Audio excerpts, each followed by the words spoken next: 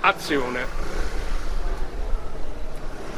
Attore, performer, regista, autore, workshop leader, saggista, scrittore, poeta di levatura europea. Signori, Christian Izzo, conosciuto, mi permetto di dire, forse quasi più in tutta Europa che nel suo paese. Dove in Europa? Dove ha mietuto successi e continua a mietere successi? Bulgaria, Repubblica Ceca, Romania, Georgia, Finlandia, Francia, Inghilterra, Ucraina, Grecia, Spagna, Turchia, Irlanda, Ungheria, Estonia, New York, USA. Sì, vabbè, con N, il film di Jacopo Di Girolamo, che è stato esposto al Museum of the Moving Image di New York. È un film che poi ha vinto pure il Napoli Film Festival, tra gli altri, il Portobello di Londra. Un film che ha girato il mondo, adesso è in Giappone, a Tokyo. Quindi ti salvano pure in Giappone, a Tokyo. Allora, la prima domanda che viene in mente a un signore che potremmo, come il sottotitolo dell'articolo, dell'intervista, definire Nemo profeta in patria, è questa: come si fa? Come fa un napoletano, un attore italiano, a farsi capire poi in tutto il mondo? Cioè che c'è il problema della lingua, affrontiamo questo tema della lingua. Allora, molto spesso, ovviamente nella funzione di workshop leader è sempre l'inglese, la lingua che poi connette tutto. Molto spesso traduciamo anche gli spettacoli in inglese, tipo Comedians During the Blog, che sarebbe Teatranti in tempi pandemici, e ormai lo recitiamo solamente in inglese, e tutto in inglese. Lo stesso è per Fetus, che vinse come miglior spettacolo in Canada, pure è tutto in inglese. Poi ci siamo scordati Canada. Sì, a Liverpool, Nova Scozia in Canada. E quindi sì, molto spesso traduciamo in inglese. Io parlo anche benino il rumeno quando vado in Romania, perché ormai ci vado da 10 anni, quindi molto spesso mi diverto anche a mescolare il rumeno. Esatto, Alba Iulia, la capitale della Transilvania è stata. Ho detto tutto. Ho detto tutto, esatto, esattamente. E quindi sì, lì oso anche d'altra parte amico nostro Dracula è seppellito a Napoli. Ma questo loro non lo vogliono proprio sentire, li offende tantissimo. Non lo diciamo. Sì. Quindi molto spesso uso l'inglese, però devo dire che c'è stata anche una fase in cui io lavoravo sul teatro rituale, tipo appunto quando ho lavorato sull'Odissea e sull'Iliade, che feci Ascesa e caduta d'un dio, e quel tipo di teatro lì, un po' come accadeva forse per il Living Theatre in Italia, riesce a superare un po' la barriera della lingua attraverso la ritualità della parola, attraverso la dimensione, diciamo, un po' più mantrica e cantata della parola. Quindi c'è stata pure una fase in cui il linguaggio è stato proprio scapolato da quest'idea di seguire la trama, cioè non essendoci poi negli spettacoli nient'altro che una serie di rituali che si rincorrevano. Ti sei mai avvicinato a quella forma teatrale dell'antica Grecia in cui si andava a teatro alle 9 del mattino, ci si portava la colazione? No, e si facevano, e poi i poveri, no, i beati spettatori se ne andavano i 10 alla sera.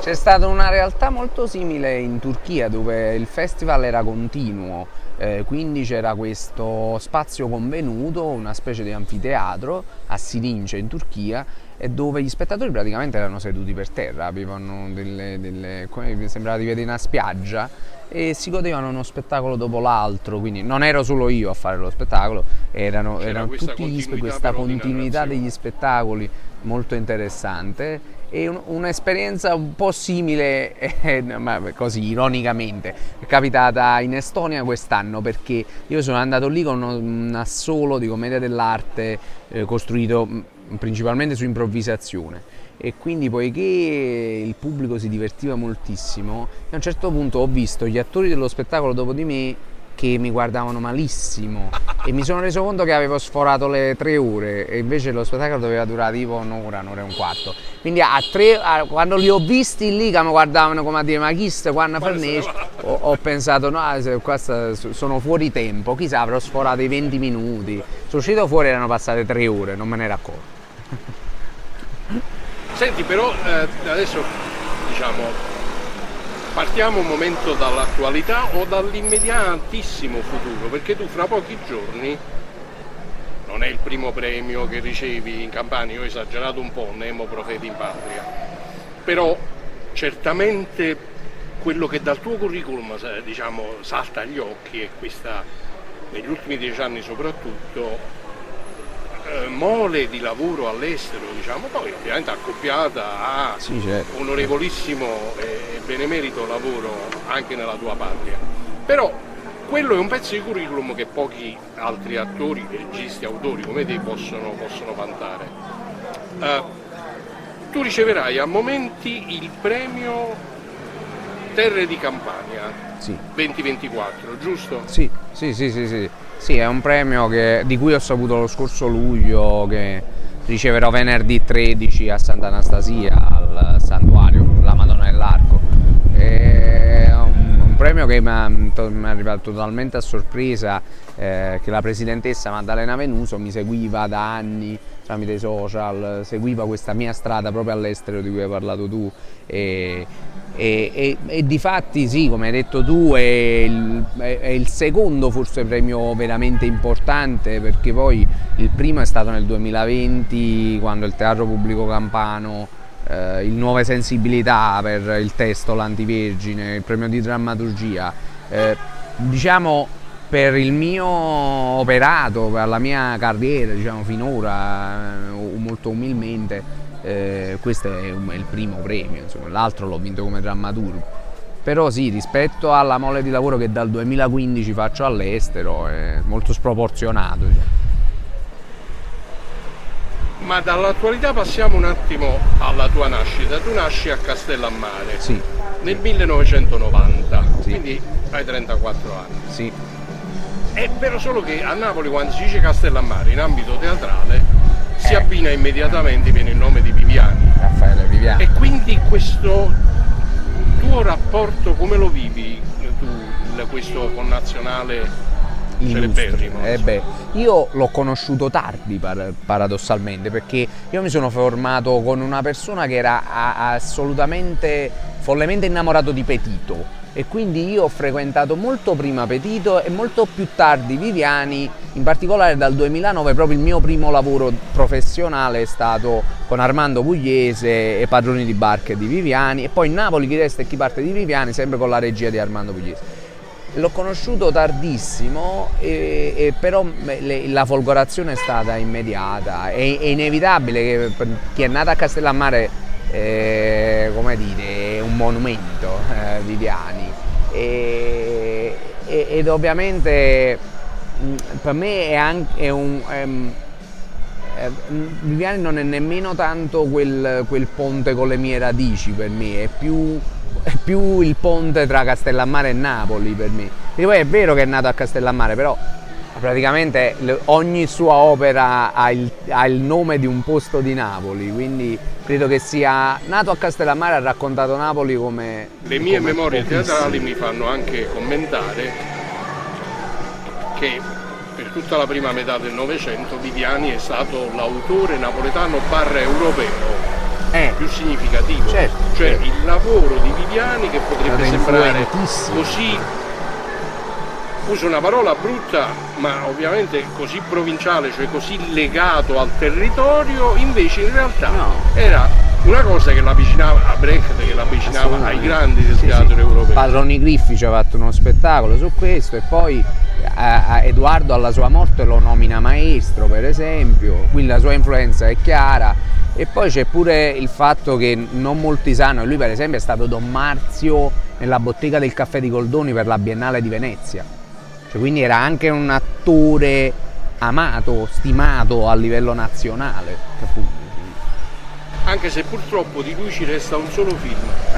Pochissimo, La tavola dei poveri. La tavola dei poveri, vabbè. Pochissimo. Però tu hai nominato Edoardo, che è l'altro grande maestro che in qualche modo fa parte della tua formazione culturale. Eh beh sì, inevitabilmente per me, come penso per il 90% di quelli della mia generazione in Campania, degli attori nati nella mia generazione in Campania, è stato un incontro che io ho avuto piccolissimo, praticamente nei primi anni di vita, attraverso mia sorella che mi registrava le commedie, e appunto io imparai a usare il videoregistratore per mettere le cassette e riguardarle quando lei non c'era.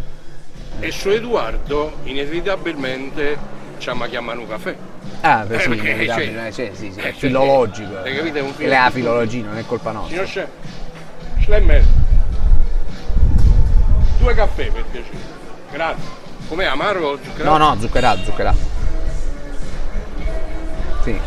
Anche con base musicale l'intervista. Ma chi l'avrebbe mai detto? niente di me. Non possono mai. Siamo sotto Natale. Non possono mai dire no, che è stata registrata a aprile. No, Impossibile. no, ecco qua. È diegetico. Ora, da Viviani e Edoardo, i maestri, parliamo un attimo anche del tuo presente professionale e dell'immediato futuro.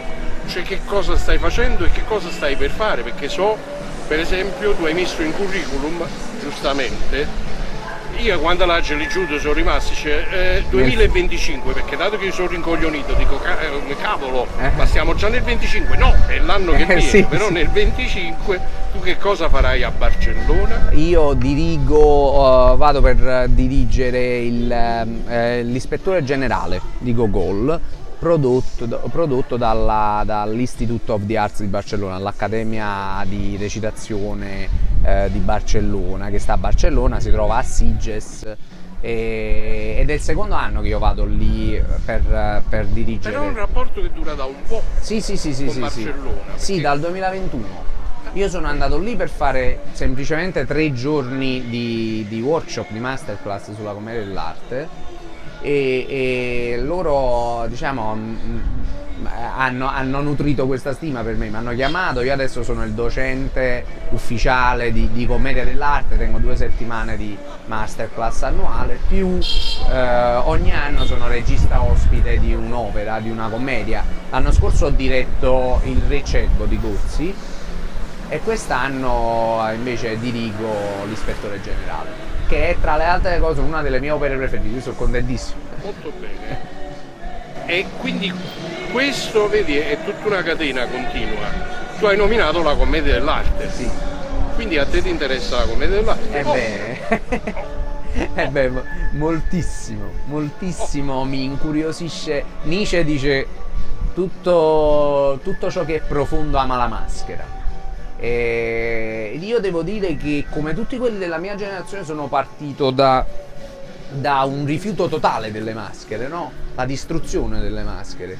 E poi ho fatto un percorso un po' a ritroso, perché mi sono sempre più reso conto che oggi è un cliché questa distruzione delle maschere, e che la verità è che prima di tutto la maschera è un oggetto, e Byung-Chul Han ci direbbe che gli oggetti stanno sparendo dalla realtà, che noi viviamo nel mondo dei non oggetti, e proprio nel senso di obbicere di ciò che sta davanti e ti resiste. E poi perché la maschera va a lavorare va a escludere l'io in qualche modo, l'identità, e ti trasforma, e anche la vanità viene in qualche modo deviata in altri flussi, ti obbliga poi a un lavoro atletico che a me piace moltissimo, mi interessa moltissimo sulla scena, e ti obbliga a modificare la tua voce, a trasformare ogni particolare di te stesso. Questa trasformazione è una delle cose più interessanti che io trovo, diciamo, del nostro mestiere. E quindi un accenno su Pulcinella?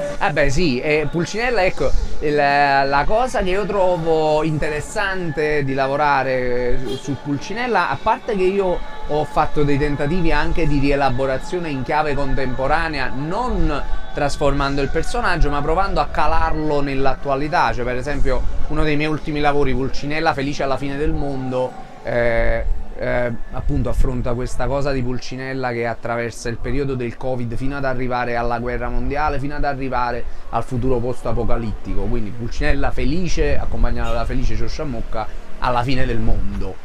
Tu sai che questa è una aporia. Sì, è una perché aporia. Felice Ciosciamocca doveva uccidere Pulcinella, Esattamente, avrebbe dovuto uccidere avrebbe Pulcinella. dovuto. E invece si ritrovano sulla scena, come accade in Petito, in Felice Ciosciamocca credo tu Aglione Nan, e come accade anche in Scarpetta nel Locuraggero Pompiere Napoletano.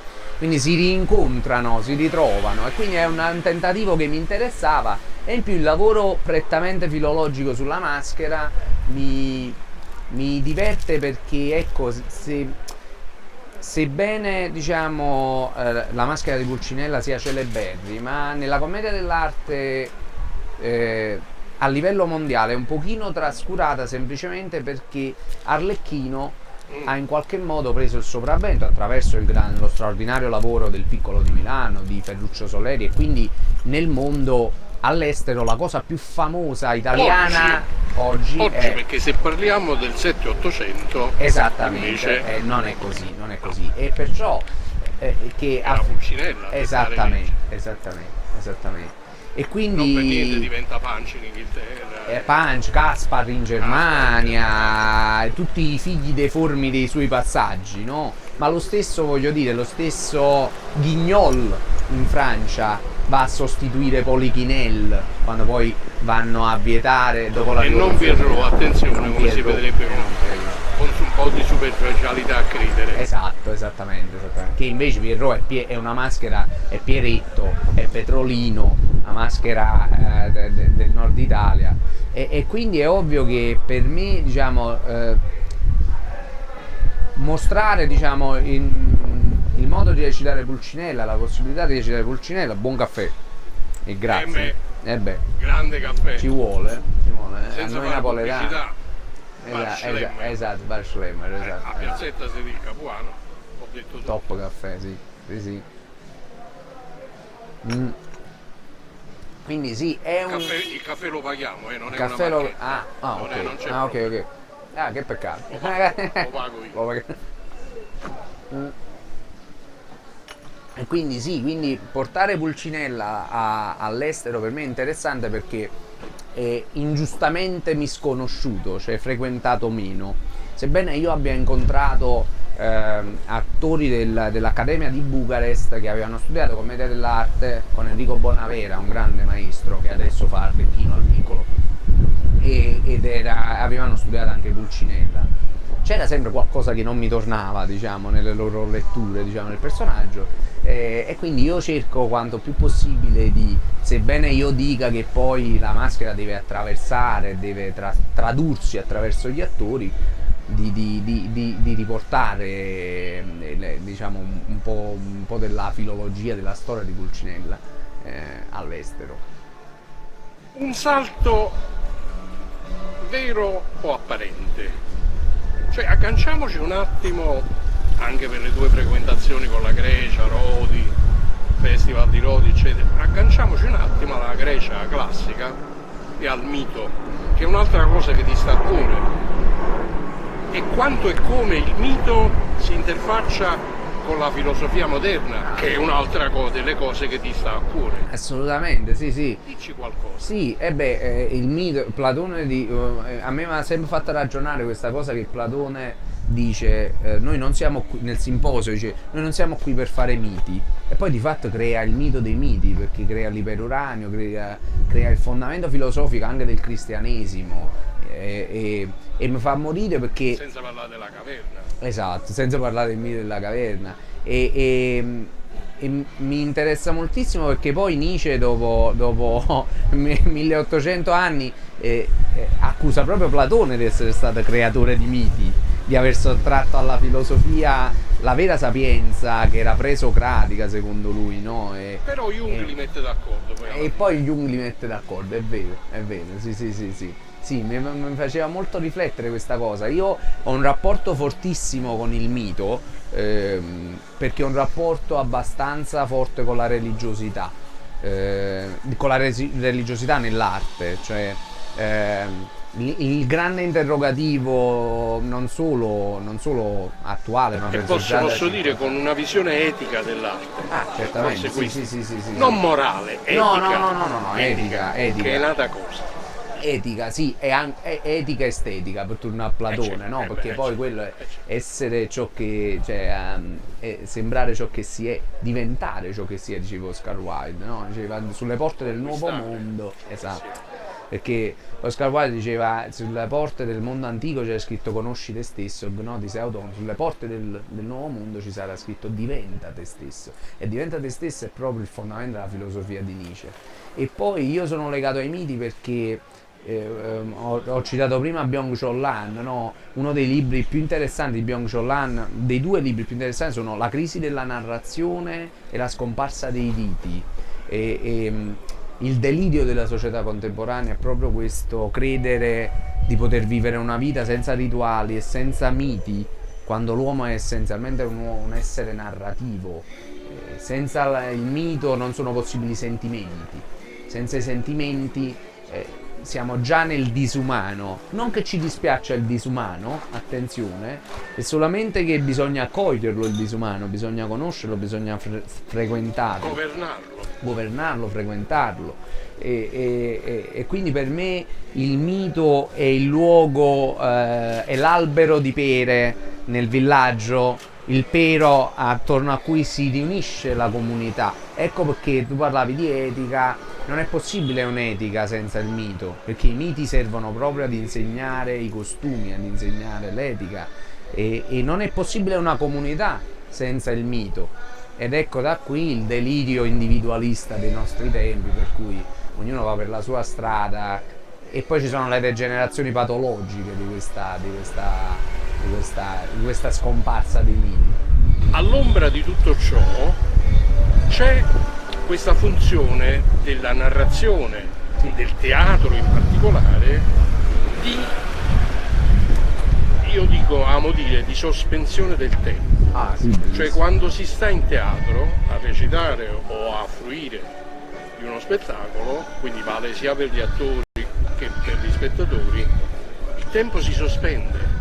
E a me piace molto questa immagine, mo ficco due battute mie, della morte che entra per afferrare qualcuno perché è venuto un momento, insomma, eccetera, e però poi si distrae perché incomincia a vedere lo spettacolo, allora si assetta, si distrae e non opera, sospende anche la sua azione, perlomeno in attesa che finisce lo spettacolo, poi torniamo viventi e morenti, ma durante lo spettacolo non possiamo essere morenti.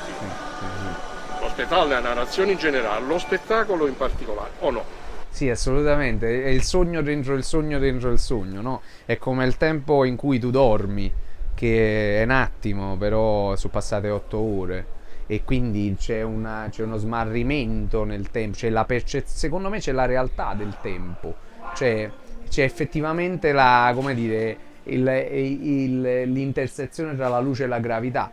E quindi effettivamente il tempo diventa qualcosa di relativo, diventa qualcosa di estremamente disteso, e mi fa pure pensare al fatto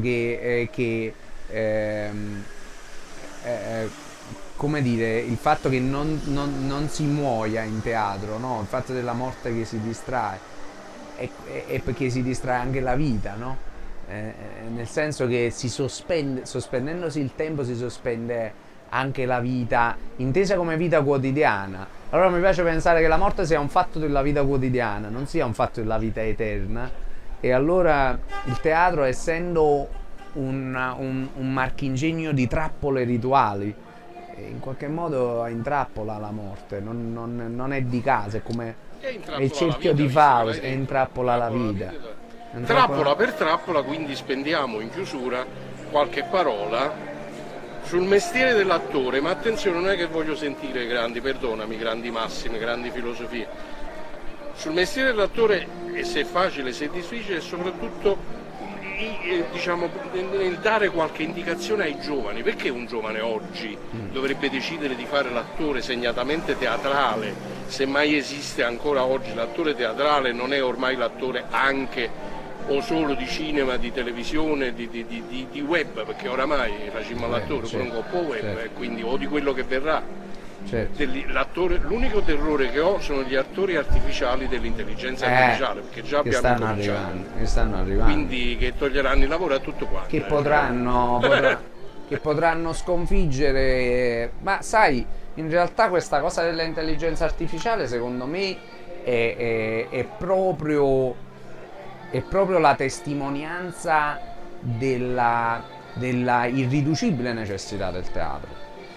Cioè io credo che potranno sostituire gli attori televisivi e gli attori teatrali. E il suono. E il suono. Ma non il corpo fisico. Ma non il corpo.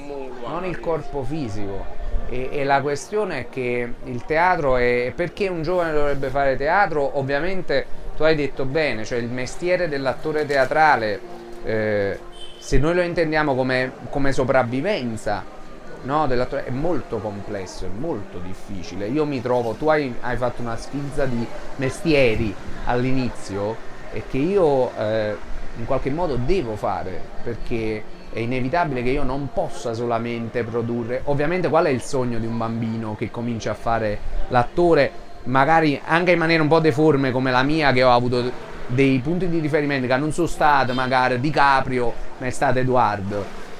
È quello là di creare i propri spettacoli e farli e riempire un teatro e poi 2 teatri e poi 100 teatri e poi 1000 teatri. In qualche modo accade ogni tanto, non con una frequenza che ti permette di sopravvivere, questo sì, e ovviamente questo non basta più, devi occuparti di tutto un mare di cose contemporaneamente, devi occuparti anche della formazione, di andare a lavorare, appunto io per esempio insegno, sono workshop leader magari, insomma, dei giovani e quello che posso dire è che per me vale quello che Montale ha detto quando ha ricevuto il Nobel, no?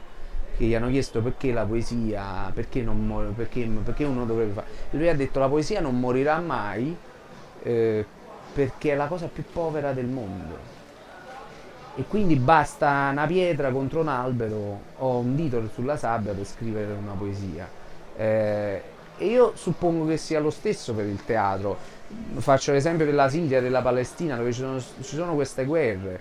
E allora cosa succede? Che non si può più accendere Netflix, è tutto crollato, viene meno tutto, è una terra desolata e sulle rovine di un palazzo qualcuno mette 2 sedie, una tendina, si mette là dietro con 2 calzini e fa uno spettacolo di marionette per dei bambini.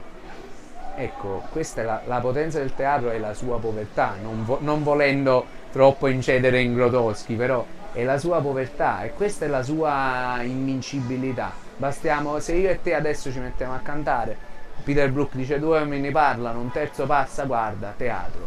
Come si fa a far morire una cosa così? Io ti vorrei salutare chi ci sta vedendo e ascoltando con una raccomandazione ai giovani attori, che in qualche modo è il mio vissuto, e cioè per metà della mia vita io ho fatto l'attore, a metà della mia vita ho deciso di non farlo più, perché mi è sopravvenuto questo pensiero che mi pregio di dire in questo momento e di lasciare come viatico per i giovani aspiranti attori di teatro in particolare. Io sono convinto che debba e possa fare il teatro solo chi assolutamente non può fare nient'altro nella vita. Cioè se siete geometri andate a fare geometri, se siete camerieri andate a fare camerieri, se siete architetti andate a fare gli architetti, se siete dentisti andate a fare i dentisti, non facete teatro. Siete a morire, non avete altro come vivere o sopravvivere, allora forse ci potete provare, ma la condizione della necessità assoluta è la premessa inevitabile, sei d'accordo? Enric Bull, no? Sono un clown.